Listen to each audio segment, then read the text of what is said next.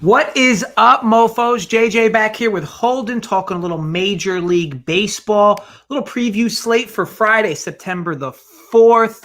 Holden, it's been a few days now from our last visit together.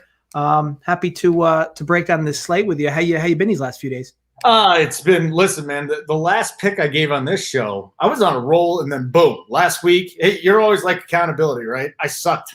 It sucked. It was just horrible. Yeah, I think it makes two of us, though. I'm pretty sure the play I gave last week on this lost. It was. We've been on a roll, dude. Seriously, last week it was just like it was not good. I think I had the Nats over or something like that. And by the way, before we get into the slate, just attack the Nats right now. They are horrible. They're such a bad baseball team. Offensively, they got some major issues. I mean, they got lucky with Turner hitting it inside the park today, but it's not a good offensive team. They're really struggling besides for those two guys, Turner and Soto. You know, what else you got going on, though? We're going to talk baseball, but U.S. Open, like, you're a huge tennis head. Is this your favorite sport to bet on, tennis? I'll tell you this. It's my favorite sport to bet on when we're not in this era. Okay. And I say that because they're doing like what golf's doing, where they're just kind of cramming a lot of tournaments in at the same time. Yeezy, what's up, my man? So for me, been a little bit of a struggle for me. I've been kind of taking it light with tennis. I mean, my ROI numbers are great with baseball, but tennis has been a slight backstep, which usually for me, tennis is a sport I can really rely on to do well when I'm going through coolers in baseball. Those are always the same season.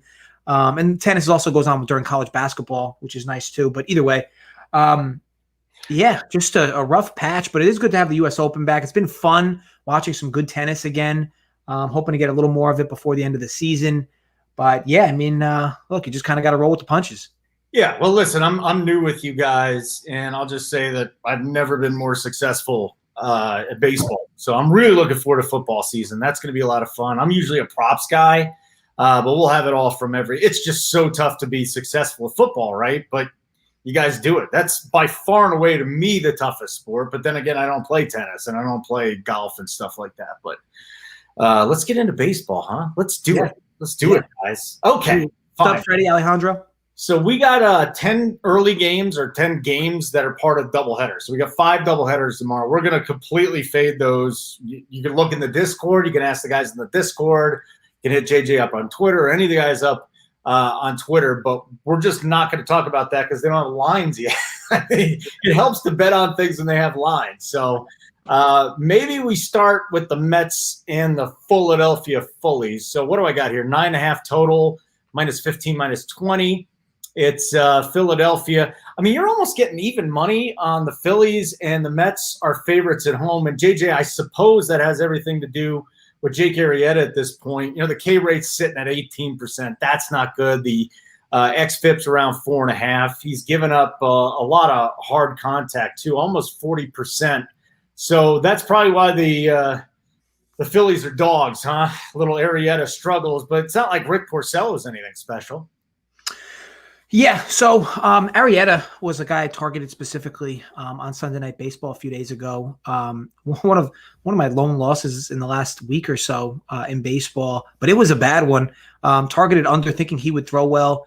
I think they're still scoring runs in that game. It was a complete shit show. Arrieta didn't even make it, I think, out of the first inning, if I remember. So yeah, I think you're getting a little recency bias with this line, right? Because in what world should Rick Porcello be favored over anyone, especially with the Mets? Like, it's not like he's throwing for like a really good squad. So, yeah, like, it's not going to be an easy bet to make, but if you're going to target a spot in this, like, it's got to be Arrieta at dog money. I'll tell you what, them hanging up a number of 9.5, that's got to see over money. That is a low number when you consider, the two arms that are coming in here. But, if you are somebody that does live in that narrative bounce back street, Arrieta had one of his worst starts, and he's not like he's been a great pitcher anyway over the last few years, but he had one of his worst starts in quite some time last time out. So, you could get you're going to get a better performance from him here. And Mets kind of been struggling in their own regard. Nice little win for them today, though, late. Maybe that carries some momentum into tomorrow. But, yeah, if you're going to ask me, tell me Porcello's favored, I almost want to blindly say I'll take the dog at the other price. Yeah, the total's interesting in this one, JJ, because Porcello's getting hit really hard, and I had it up, and I just X'd out of it. Like I told you about Arrieta getting pummeled, Porcello's really getting creamed. And listen, we don't care about batting average, right? But if a guy's giving up a 321 batting average, like we know that something's going wrong there. You're not going to be that unlucky. The Jays tied it up, dude. 2-2. We're doing all right. You with the Jays, right? Yeah. With the Jays? Yeah, we're all right. We're 2-2. I'll still be biting my nails. Anyways, I think the over in this one is one that I'll at least look at. I'm not going to make it my pick right now, but that's where I would look in this game. Do you have a lean? Yeah, I think for me the lean would probably be one of two bets. It would be, I don't know where this line's going to truly go from here. Lean would be Arrieta at dog money or first 5 over. Again, you're looking at, they're going to hang a number of 9.5. That means you should be able to get a number of 5. But once this bumps to 10, which almost inevitably it will, then you're going to have to get 5.5. But ultimately, yeah, not a spot I love in any way. I mean, I'll tell you what, the over is going to feel very chalky, right? Mm-hmm. What about the Phillies over or the other side? You know, the Phillies they got a top 3 offense in baseball now. Hoskins is going nuts. Everybody's sitting on this team. So I wonder if you would look at the first 5, maybe, or the team total for the Phillies in this one. I'm not against that at all. It's actually a good call when you consider both that I'm telling you that I probably would like Arrieta dog price and like the over. Team total Philly makes sense. You'll probably get that considering they're a dog. That number is probably going to be 5 flat. Actually, it's probably either going to be 4.5 at heavy vig or 5 at slight dog money. Probably a good spot overall, depending where this line moves. But right now, that's a good spot. Yeah, this will be a game I'm definitely looking at. And listen, it doesn't matter what the teams have scored, but listen to the last few games here for the Phillies. This is what they've scored: 7-4, 10-8, 6-3-6. I mean, and then today, right? What did they get today? 5 more? Yeah, they I mean, at minimum. They had 5. Yeah, they had 5. I mean, they're just crushing the baseball right now. So the more I'm talking to you, and then you gave me a little affirmation, so I feel all sexy about that. Yeah, man, this might be a game here where you're just looking at the Phillies. So that's an interesting one to me. We got a lot of comments here in what is this? The StreamYard? How many StreamYarders? We got guys like Alejandro Suarez who loves the Giants. I love the Giants too, by the way. I hope they make the playoffs. Chad's another San Fran fan. A lot of homers from San Fran. Yeah, what's going on? Well, it's the West Coast, man. Everybody's awake with us right now. That's true. That's true. So, game of the night, the one you wanted to talk about, Pablo Lopez. Miami at Tampa Bay going up against the lefty Josh Fleming. Total here is 8 minus 15. Most books 8 minus 15. Miami is a pretty heavy dog at 125, and Tampa Bay heavy favorites here. I mean, this thing opened at 150. I'm seeing it at around 135 at some places, though. So did you lay a humongous bet with Pablo Lopez here? Do you know why it opened 150 and now is already down to 133? Holden, we discuss this every week. The public handle loves Pablo Lopez every week. Every week, Pablo Lopez gets a serious amount of steam in his favor. Betting wise. Now look, he's somebody that last year had good advanced numbers, definitely much better than his surface. I think, and he's also going against a guy in Fleming who has kind of an inverted area in that regard. You know, you might look at the 1.74 ERA, but that's surface, right? A little higher in the FIP, xFIP Sierra area. Again, not bad at all. But again, people love Lopez, and I think the problem is when you hang up that number of minus 140, you can get a good price first 5. With a dog in that spot, and you can even get that half run at like minus 125, minus 120-ish when the number is that. So yeah, I don't mind that at all. I think this game's also going to see some understeam. I would be shocked if this moved up to 8.5. I mean, again, Fleming's been good, and Pablo Lopez is just somebody who's consistently been underappreciated, at least from the betting market as a whole. When we talk about handle, maybe the public might always fade Lopez, but the overall handle just continues to pound money in favor of him. This is not a game I'm going to really like any side in. I know I bet, or I gave out an under that I really liked in a Miami game a few days ago. Miami's really not scoring, so it's hard for me to justify Miami in any regard in this game. But I get the lean with Lopez, and if you think he's going to pitch well, do realize the Marlins are not hitting, so maybe you should lean the under. That would be my spot for first 5 under here. Would definitely be my lean. At 8, you'd probably have to get 4.5. That would be my lean. The Rays crept into the top 10 in OPS, and the Marlins are sitting there at 678. I mean, they're 27th in baseball. They're not good. And then you talk about Fleming. I'm glad you brought up like the real life numbers, but this is fascinating. This is why you look at a really small sample size, but it's 10 to third innings, and Fleming's got that 1.74 ERA. But he's also struck out 9 in 10 innings, so it's a little bit more than he usually does. I don't see it, man. And then have you seen Lopez on the road? He gave up 2 runs in 7 innings in his last start, and he's given up 2 runs in 15 innings on the road. So maybe that's why everybody's all steamy over Pablo. He has a lot of money that backs him. Maybe he's got a lot of rich friends. Come here, you must know something, man, because you keep you're poking the bear here. What's going on? I don't have any. Somebody down in Cartagena laying huge money. I don't have any inside sources, but I do know that the math odds that continue to open on Pablo Lopez always gets deemed 20-25 cents up until close. Okay, very good. That's the Marlins. I got no lead, and you like the under. You like the under on one of the Marlins games earlier in the week, didn't you? And that hit. Yeah, so the under when it was Ryu and I think it was Sissy Sanchez. Is that it? Sissy? Sixto. Yeah. Yes, correct. What'd you call him? Sissy? Sissy Sanchez. I tell you what, if there's one thing he's not, it's a sissy. That dude throws hard. He's a badass, man. His name is Sixto. Maybe you'll have your first kid. You'll name it after a number. It'll be wonderful. Yeah. I mean, it's wonderful. 6-0, 7-0, 8-0. 8-0 Apprenti. Yeah, it's beautiful. All right, I'll stop with the bad joke. Sorry, guys. Brewers, Indians. This one is in Cleveland. Got a pitching matchup. Corbin Burns has gotten off to a nice start. And Cookie Carrasco, who finally got back on track in his last start. He just gave up a couple hits with 6 Ks. 6 shutout innings in that game. So we look at the line here for Cleveland tomorrow night. And, if I told you without looking at the line who's going to be favored in this game, and you would think, what, the Indians, right? Is that where we are? And, yeah, the answer is yes. It opened at 150. You get it between 140 and 150 favorites there for Cleveland. Milwaukee's a heavy dog at 130. That hasn't moved. And the total is between 8 and 8. If you get 8.5, I mean, that's minus 25. 8 at minus 15. So I actually like this pitching matchup a lot, JJ. I like pitchers here.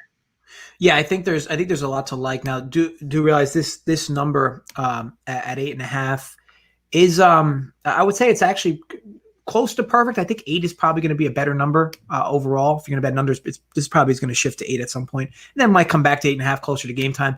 But look, you got 2 good arms, right? I mean, Carrasco's been good. I mean, ultimately found himself in his last start. Corbin Burns, look, the curtains match the drapes. This dude's surface is perfect with his advanced stuff. He's been good. I mean, there's no and the volume is there. I mean, you're talking 32 innings. His K rate's high. I mean, it's almost 13. Like, he's been good. So for me, but the thing is, it's a low number. I mean, you got 2 teams with live bats. I know the Indians have had their struggles this year, and so have the Brewers. But there's a lot of big names on both those lineups. That's a scary number to target in under 4 through 5 innings or for the game.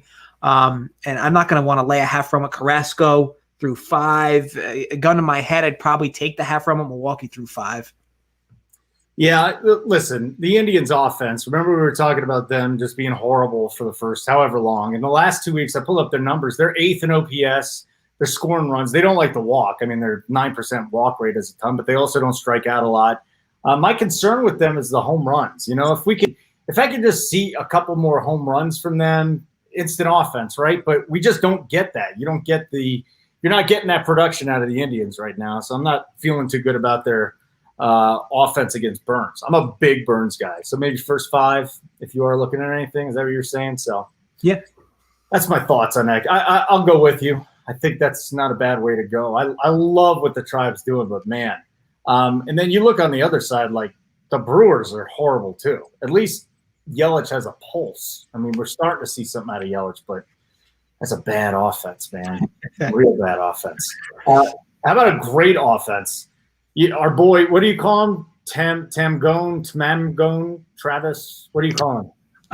The ladies call him Travis. Okay. The ladies call him Travis. Travis, that's what he wants to be called when he's talking about GPPs and DFS. Yeah. Seriously, I call him Mangone. He starts talking about cash games. So before we even get into this line, it's the Sox at the Royals. How good is this White Sox offense? Like the two offenses that I'm addicted to watching on a night-to-night basis, the Padres and the White Sox, man. And they're at it again tonight. They got 7 runs through 6 innings. They're amazing. Yeah, the White Sox offense right now. The throwing lefty at them has been practical, baseball porn. They've been really good, especially against lefties. Now I do have concerns about them versus right-handed pitching, especially good right-handed pitching as the season progresses. But lefties, yeah, I mean, you can't be confident. I don't care what lefty right now, you can't feel confident going up against that lineup, just top to bottom, just filled with left-hand pitching mashers. So yeah, I mean, look, team's been hot. They had a little bit of a streak there against the Twins. Did they get swept? I don't know if they got swept, but they definitely at least lost 2 of 3. So, can they right the ship? Now they right the ship tonight against Duffy, but tomorrow in this game tomorrow, they're not going to be seeing a lefty.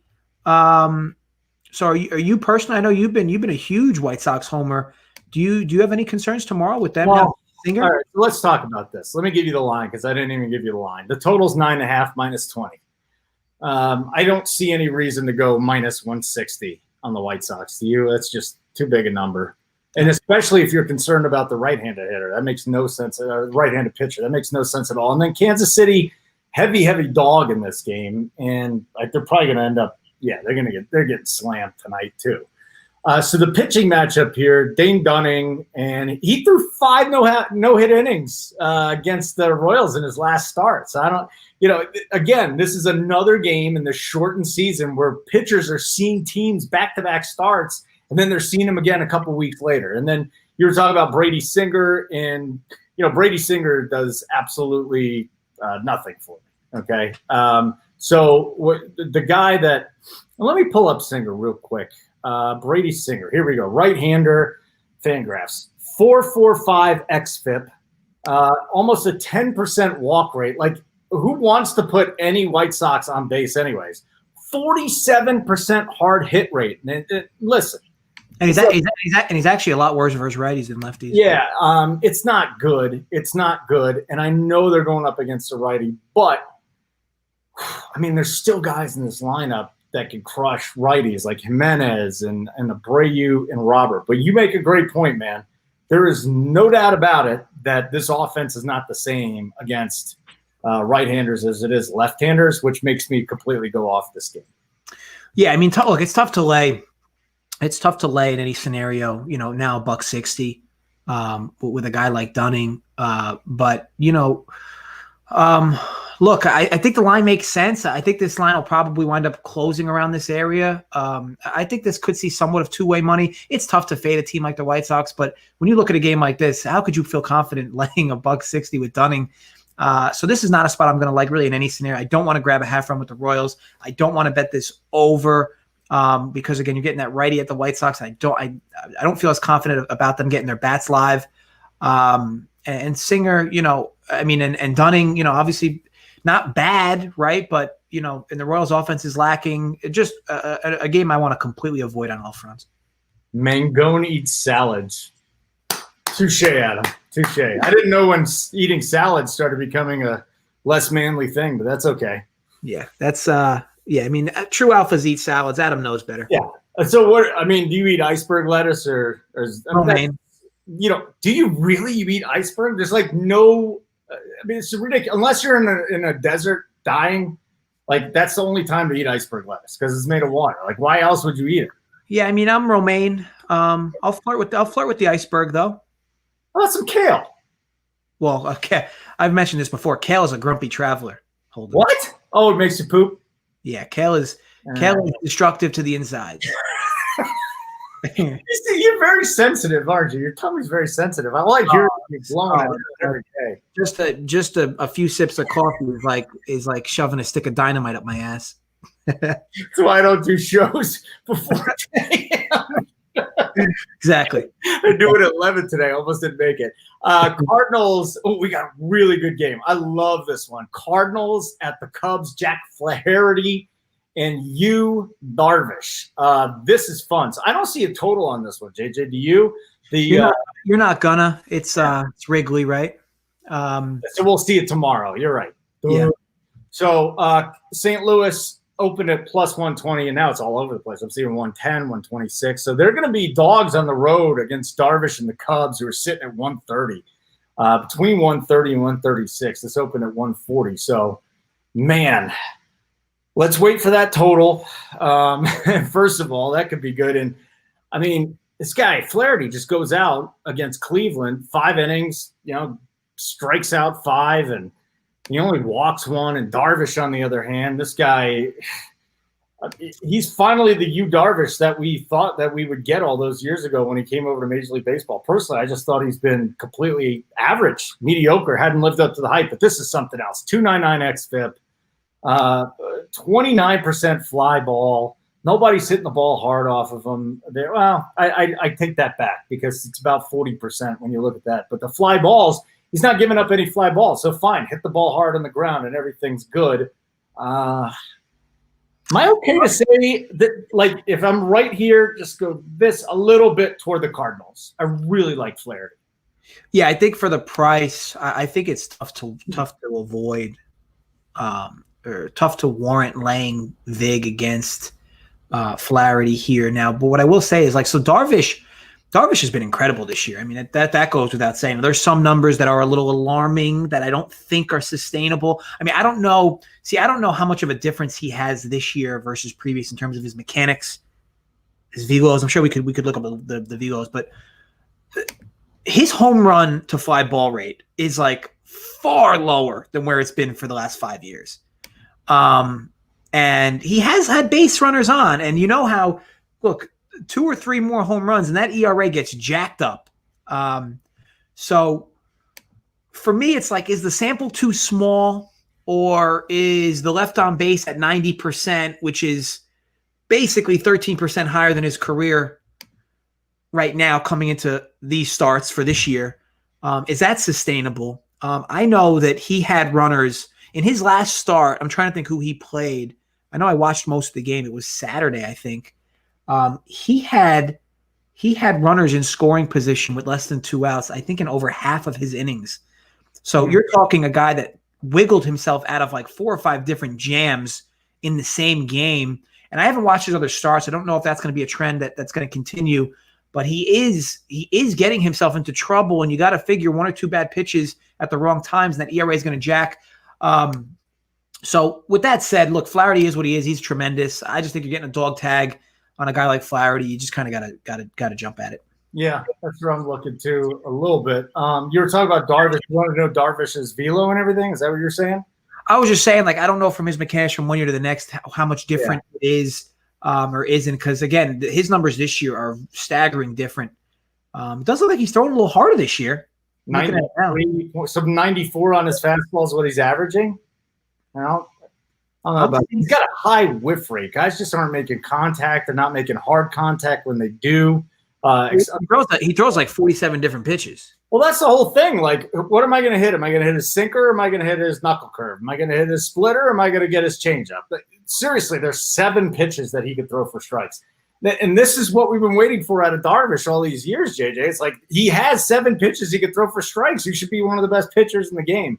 He's gotten off to a great start. But I'm with you. I'm still – now you're talking about right there on the Cardinals. It's just the price jumps out. Like most games, you back Flaherty, right? You get 2 great pitchers, and now home field means absolutely nothing. I'll happily take the I would definitely lean the dog money. All right, so Astros Angels, did you see what happened to Altuve? No. With his nuts? Oh my God.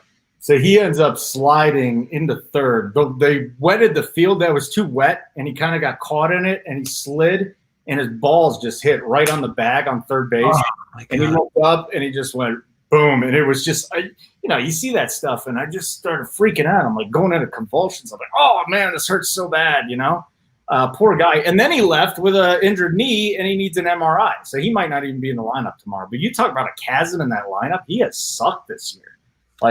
Yeah.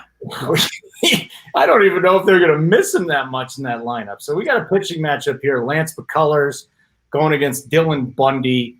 Bundy is coming off kind of a rough start. I know that the numbers look good through 5 1/3, and he gave up just a run, but he really battled through that one, kind of like you were talking about the last game, had runners on base. Bundy got out of that, but he's been terrific this season. I mean, I feel really good about Dylan Bundy now that he's healthy. This was the guy he was supposed to be.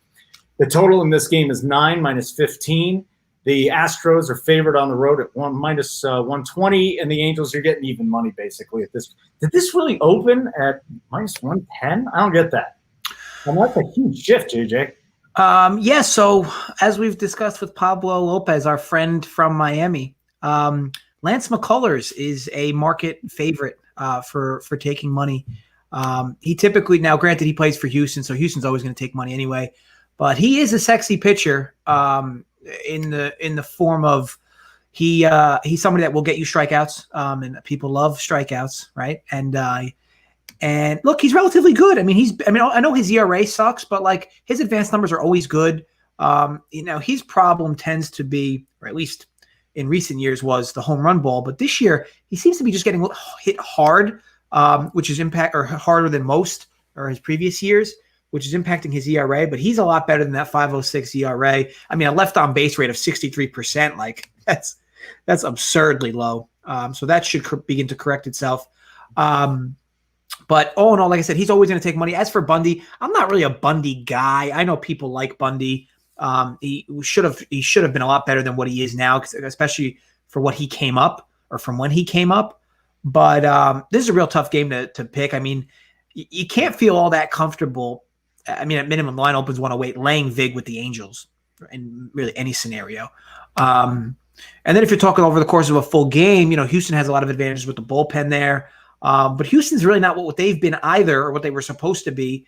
It's just a real ugly game overall. Not a game I'm going to want any part of, over, unders, or sides. And again, with that line shift, I kind of have that line about right. Houston should be favored in this one, about -115. Yeah, the McCullers thing's interesting. You brought up some really good points there. His hard hit contact's over 50%. That's insane. But again, we go back. Who was it? Flaherty or some other pitcher we were just talking about? Oh, it was Darvish. It's a 52% ground ball rate, so they can hit him hard, but they're hitting it into the ground. So McCullers, I think, is McCullers getting ready to have some nice starts here. The K rate's down a little bit, but let's also not forget that he was gone for a year and a half. Of course. So, he's still getting his juju back here in a small season. So we move over to Texas and Seattle. This is a game with your boy Kikuchi. Is he still your boy? I mean, this is rough. I don't consider him my boy anymore. He was never your boy? No, I don't consider him my boy anymore. Yeah, it's been disappointing for old Kikuchi, huh? He's 6.12 ERA, my God. And 7 days ago when he pitched 5 innings, gave up just 3 runs against the who was it? It was against the Padres. So it was a nice start against the Padres. And then there's Kyle Cody on the other side. He's coming out of the bullpen. He's never made a major league start. So we'll talk about his minor league numbers here in just a minute.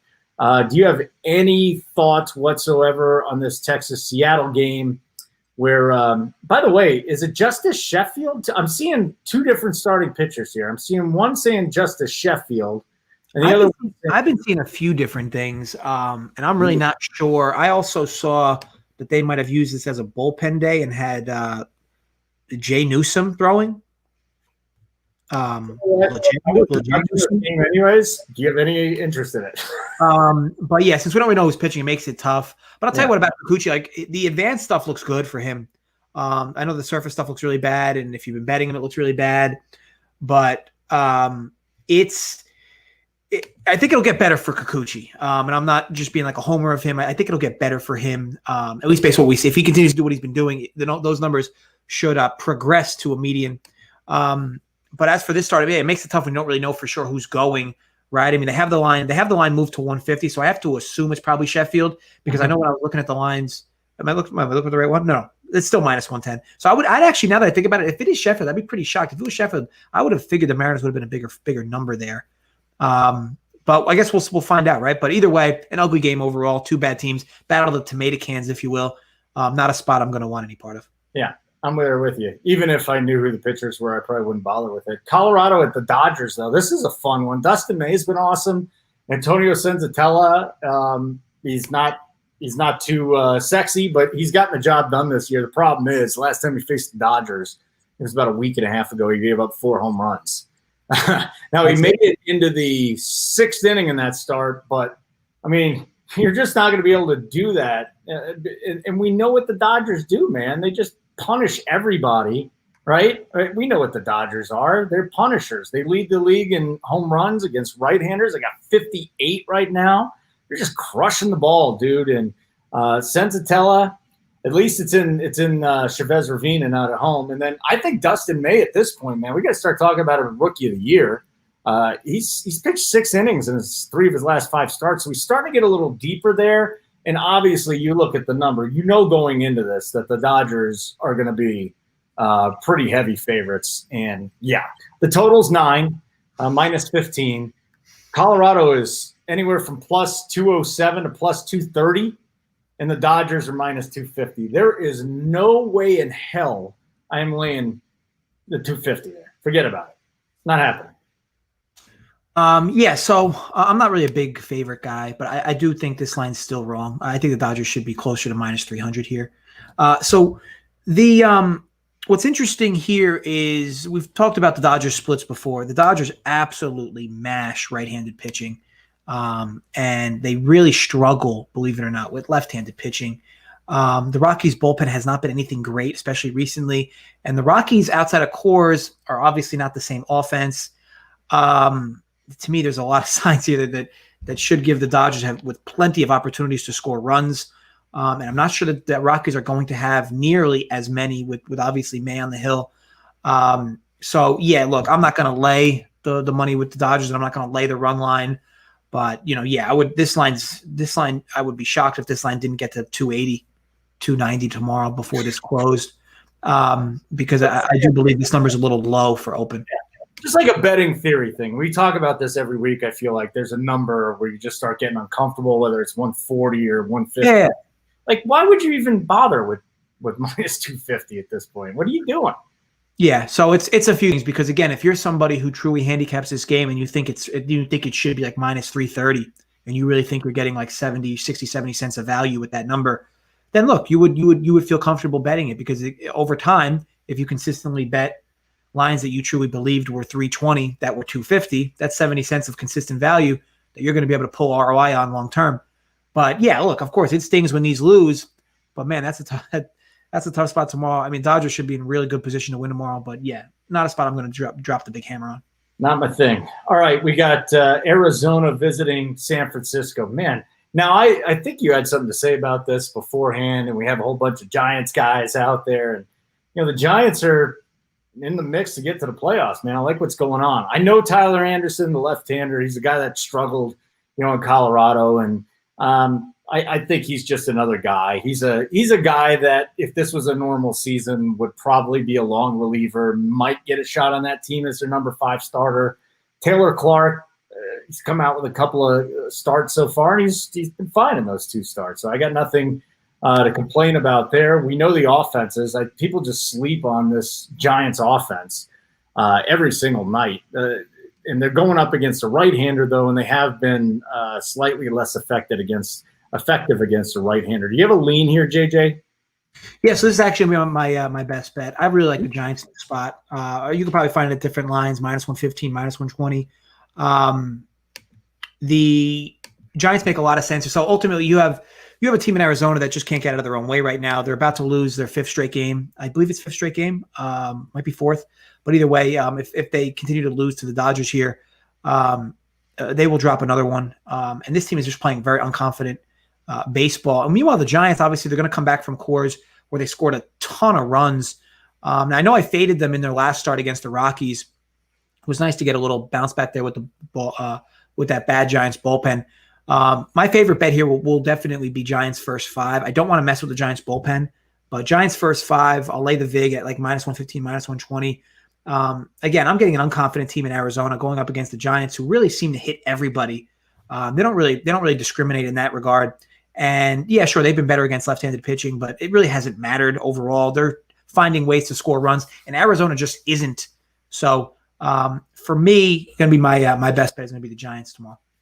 Best bet Giants tomorrow is one of our Christian Larson says they're facing Anderson for the 3rd time this season.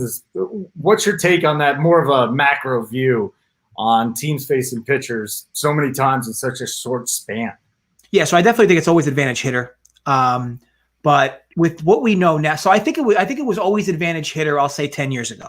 Okay. I think with all the extra numbers and extra analytics, I think as a pitcher, you can now go to your scouting department or your whatever departments these teams have now that are doing analytics and just try to figure out a better approach or a different approach to try to, because ultimately they're going to try to find ways for what they saw out of you the first 2 times. How can you be a little different? Maybe you overthrew your fastball the first 2 starts through the first 3 innings.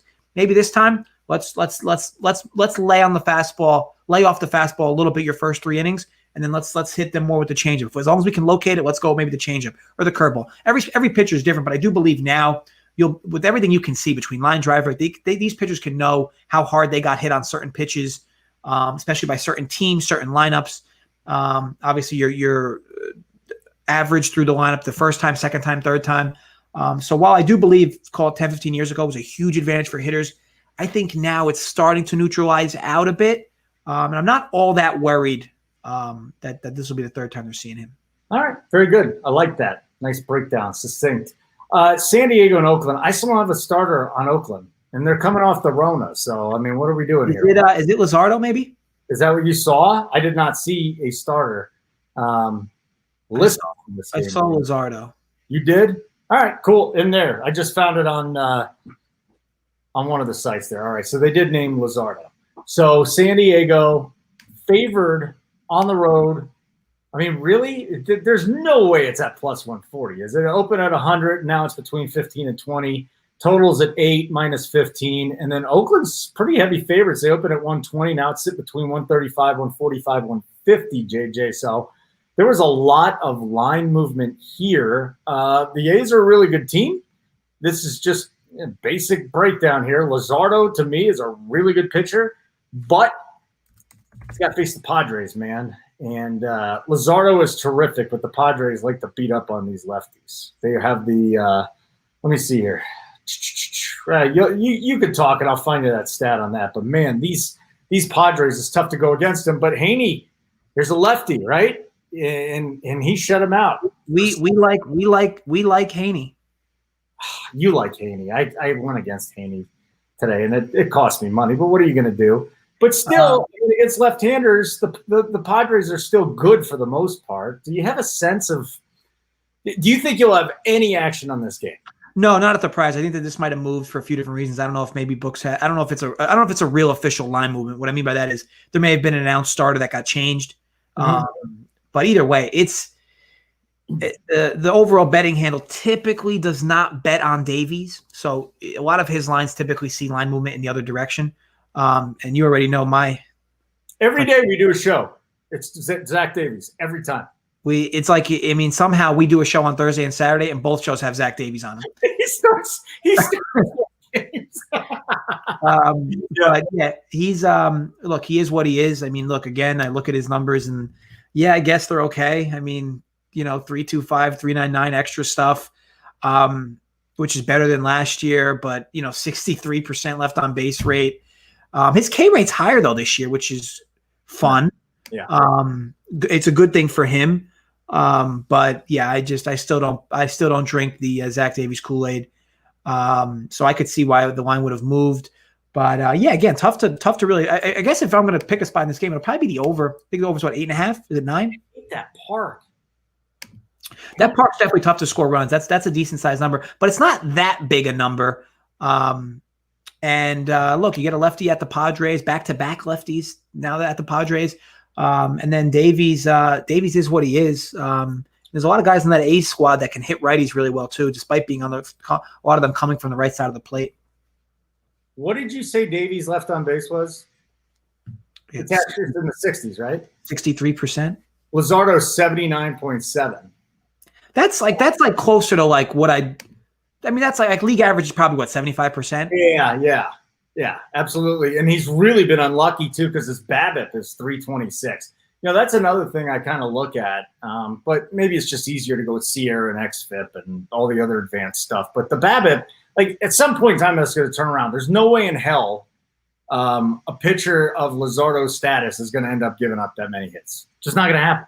Oh yeah, of course. Yeah. So I mean, whenever you see batting average balls in play up over 300, yeah. At some point, that it doesn't matter how bad of a pitcher you are. At some point, that's gonna find its way underneath that number. Unless you're Chris Mazza or Zach Godley, who are pitching for the Red Sox in the doubleheader. I don't know how Zach Godley is still in the league. You know how? Have you seen every? I bet the over. I think in every single Braves Red Sox game from one angle or the other. So I'm glued watching these guys. They legit have. I mean, what do you say? Perez is a number 4 starter on a good team, right? Maybe a 5. And outside of that, their bullpen, there might be 1 guy, 2 guys that would make it on a major league roster during a normal season. Their rotation is filled with quadruple A guys that don't belong in the bigs. I mean, I remember a time when people wanted Joe Kelly out of Boston because he was so bad. Like they would beg to get Joe Kelly back right now. Good old days. The good old days, man. My God. It's pretty brutal. And, the kids are trotting out there making their debuts too. It's a rough situation. They're just not good. And I love attacking them all the time. I want to get back to you about my bet because we talked about the 10 games we got lines on. Yep. So the Phillies total 4.5 over -114 with Porcello on there and and I'm not going to place the bet. I got the bet sitting right here. I just want to know about that number's got to move. That's a good price. That number's got to move. It's moving on up. How does it not? I mean, how does this inflate? Like here's how that moves up. That moves up. So right now Porcello's up to -124. So that's why you're going to get a good price on that number. So the only way that number moves up, I mean, the only way that number moves down from you is if the total moves down from 9.5 to 9, or if Porcello goes from like $1.24 to like $1.40. So, I mean, for me, I don't know how that number is going to get worse. I thought it'd be 5.5, to be honest with you. Listen. I'm not looking at the actual game total. Like if you just said, "Hey, how many runs you think the sports books are going to say that the Phillies are going to have?" I'd have put it at 5.5, probably closer to even money. Yeah, they have to make it because now this line's $1.30. You're on FanDuel. I mean, it's $1.30 on FanDuel, so they have to make it. I mean, I'm on DJ. Because because if the total's 10, the Mets team total has to be like 6.5. I mean, about 6. I mean, or 5.5 with extra vig, and you got to make Phillies be 4.5. So, yeah, I mean, it's right. Yeah, at the current line, that's what it should be, but I don't think it's going to stay there. Is what I mean.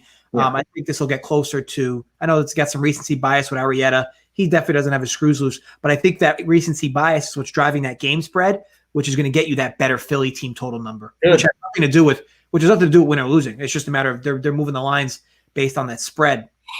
I really like this offense. And we'll see if McCutcheon's back in the lineup tomorrow. Set the table. Hoskins is going bananas. Bryce Harper's bunting to get on base. They got a good offense, man. And that rookie bomb's pretty good, too, down at the bottom of the order.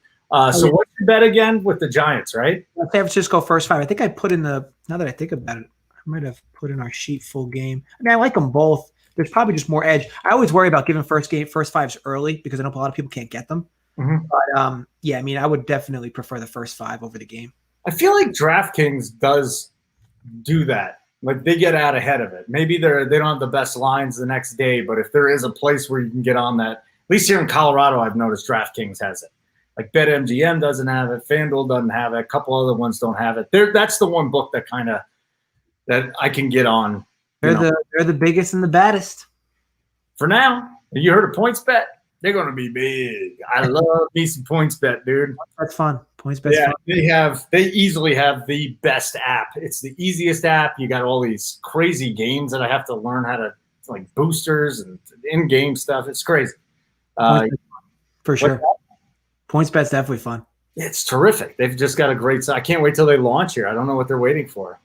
They're a bunch of good guys. You got anything else you want to hit, buddy? You doing all right here? No, we're all set. We got our 2 best bets in. And yeah, no, it's another fun show. Thanks everybody for hanging out with us.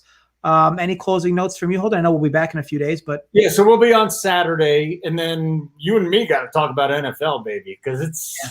I mean, right now, I don't think we can do this show next week at this time. Can we? The game's gonna be on. So yeah, I mean, we're gonna have to think about doing an MLB. I mean, MLB and NFL, maybe one on Wednesday, maybe one where we talk, or we do an NFL on Thursday. Either way, there's gonna be a ton of NFL content from Run Pure in general, DFS betting wise. Jay Pagby is gonna have a ton of NFL stuff. So yeah, I mean, just an overall plethora of content for NFL. So, I mean, but there's no doubt the NFL for me is the most difficult. Like I grind it and I'm probably close to it. It's definitely my toughest sport as well.